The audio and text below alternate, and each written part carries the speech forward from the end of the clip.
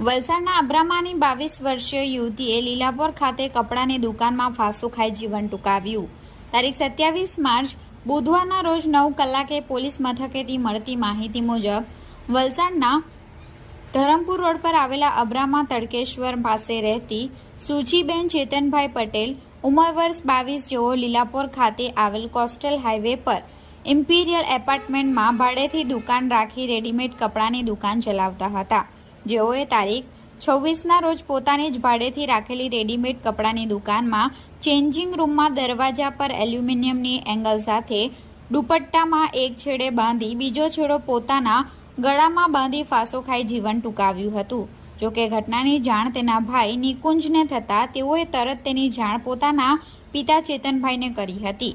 તમામ કુટુંબીજનો ઘટના સ્થળે પહોંચી સુચીબેનને કાતરથી દુપટ્ટો કાપી નીચે ઉતારી અને ઘટનાની જાણ રૂરલ પોલીસને કરવામાં આવી હતી।